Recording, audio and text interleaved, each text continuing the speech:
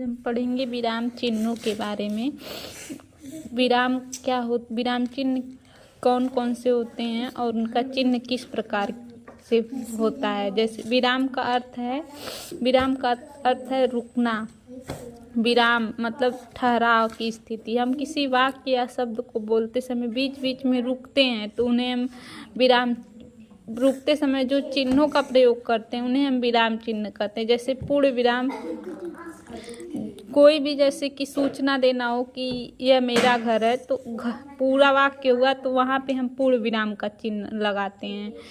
Last पूरा वाक्य जब होगा तो लास्ट में यह मेरा घर है तो है के आगे पूर्ण विराम।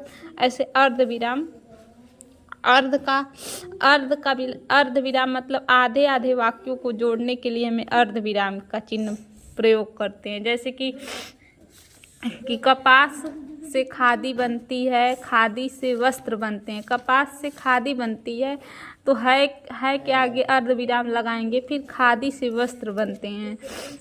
अर्ध विराम का प्रयोग हुआ, यानी दो वाक्यों को जोड़ने के लिए हमें अर्ध विराम का प्रयोग करना पड़ा। ऐसे अल्प विराम, अल्प का अर्थ है ठहराव, यानी थोड़ा ठहराव, ज़्यादा नहीं। जैसे कि रोको मत, फिर यहाँ अगर हम अल्प विराम लगाएंगे फिर जाने दो तो अल्प विराम का महत्व बहुत अधिक होता है।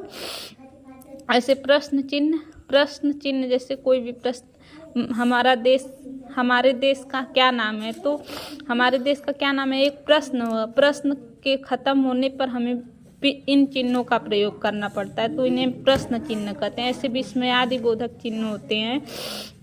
विस्मयादिबोधक आश्चर्य हो, जैसे कि वाह के आगे हमें विस्मयादिबोधक का चिन्ह लगाया जाता है। ऐसे छी के आगे भी विस्मयादिबोधक चिन्ह।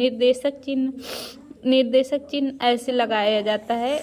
ऐसे निर्देशक चिन्ह जैसे कि कोई भी हम परिभाषा लिखते हैं उसके बाद उदाहरण भी लिखते हैं तो उदाहरण के आगे हम जैसे कि ऐसे लगा देते हैं उदाहरण के आगे, तो इसे हम निर्देशक चिन्ह कहते हैं।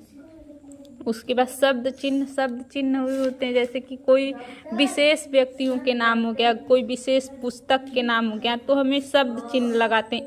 एक शब्द को लिखते जैसे कि रामायण है, रामायण को हमें हाईलाइट करना है तो हम इसमें शब्द चिन्ह ऐसे लगा देंगे, ऊपर से लगाएंगे। ऐसे उद्धरण चिन्ह होता है।